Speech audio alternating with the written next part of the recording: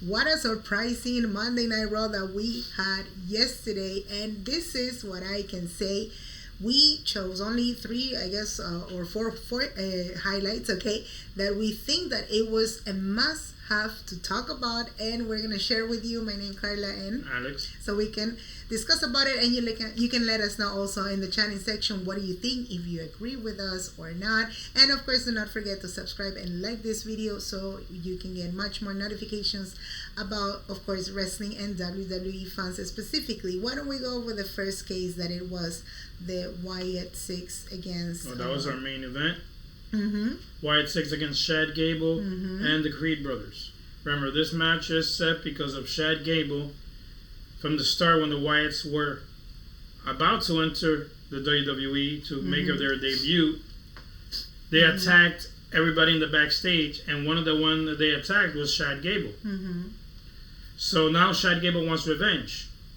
They've been doing all these mind games on Shad Gable. Remember, he was in the Alpha Academy.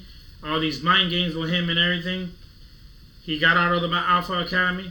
He found two new wrestlers, two new friends, the Creed brothers. Now they're ready for the 6-man tag team against the Wyatts. That's the main event that was last night at Monday Night Raw.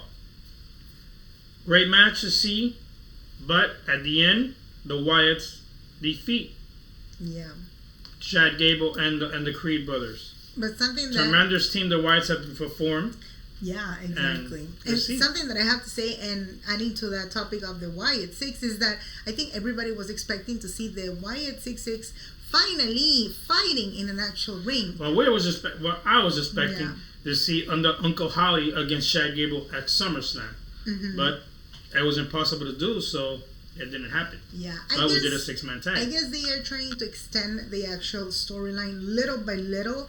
I thought it was going to be a little bit, like you said, more kind of exciting before, like in SummerSlam, to get an actual match between Bo Dallas and Chad Gable. Well, we'll see, because I'm still waiting to see if there's going to be more members of the Wyatts joining the team later on in the future.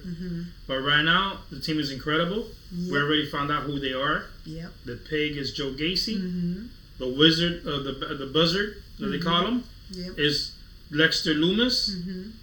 A big guy you guys know, the rabbit, is Eric Rowan. And Uncle Howdy is Bo Dallas, and Abby the Witch is Nikki Cross. And something that it really caught my attention is that he's actually keeping the whole thing and moves and characteristics of his actual brother, because he kept the same chair. It was something funny sitting down the chair like his brother used to do, with also with the lamp. The lamp.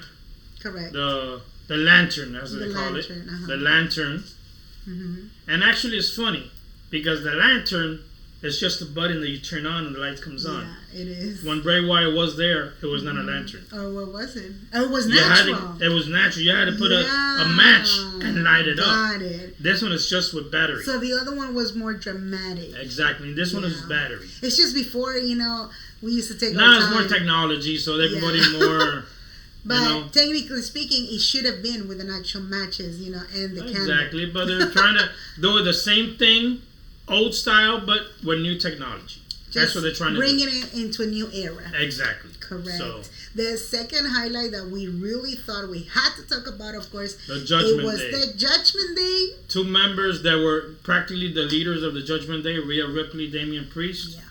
We saw at SummerSlam, Damian Priest lost the championship to Gunther by Finn Balor interrupting and interfering in the match, as well as Rhea Ripley couldn't win the Women's World Championship, making Dominic Mysterio interfere, making Liv Morgan win back the title, staying with the title. Yep. And at the end, we saw that he was kissing Liv Morgan. It all came on Twitter. Yeah, we saw that. That was a big storyline. It was huge. Yesterday on SmackDown, on Raw, it was supposed to be Jamie McDonald against Damian Priest, one-on-one. Match happened. Damian Priest, of course, won. But Finn Balor came out the end, all Carlitos, everybody came in now. So we saw that now Finn Balor is the main leader of the Judgment Day. Rhea Ripley came out. Now Damian Priest and Rhea Ripley are a team. Correct.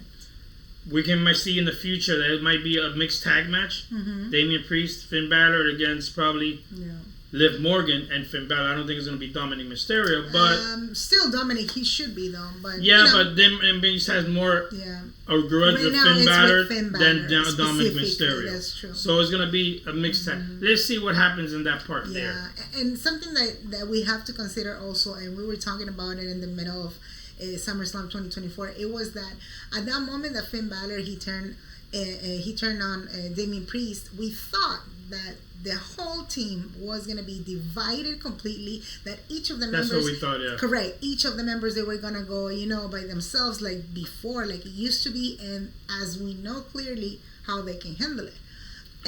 But we know from the story from Finn Balor said from the start of it, he always wanted to be the leader. Correct. Actually, he was the leader when it started. I don't remember specifically that he was the leader, but... It started off with Damian Priest and then Rhea Ripley. It was those three. When Finn Balor came in, they attacked Edge. So Finn Balor became the leader. Yeah. Afterwards, the other person, Dominic, turned in and everything. So they're from Rhea Ripley. But Finn Balor's always wanted to be the leader. Yeah. And remember, they're the world tag team champions now. Yeah, that's true. Now that's what they wanted to take out. Well, like he said, Damian Priest, as soon as he became world champion, everything changed. It was for him by himself, everything. Yeah. Rhea Ripley got injured, left, same thing. Everything was for him, for her. That's true. So that's what Finn Balor says. We have to get rid of the main two, and now they can actually do what I want to do. He can be the actual leader of them and create a new era for the Judgment Day. And it's funny because if you think about it, the first member that, again, the main leader at that moment before, in I guess in 2022, everything started with Edge. Right. So Edge was with pretty much Rhea Ripley, Damian Priest, and then they put Finn Balor. So it's just, I guess that team is going to continue growing, and I don't know, who knows what is going to be at the end of it or not.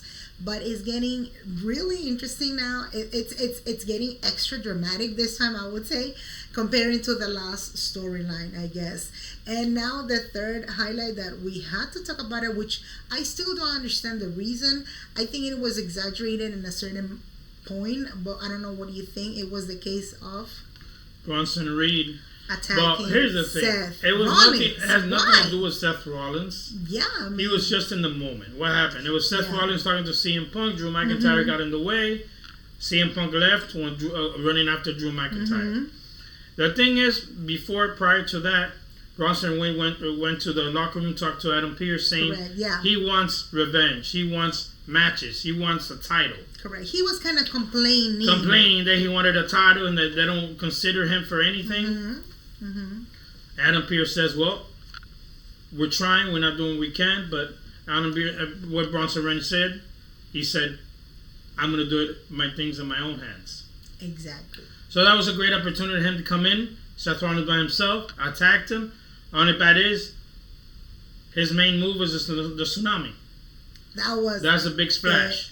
Remember, this is a 300. It was too much. This is a 330-pound guy. It was too much to see. So that happens.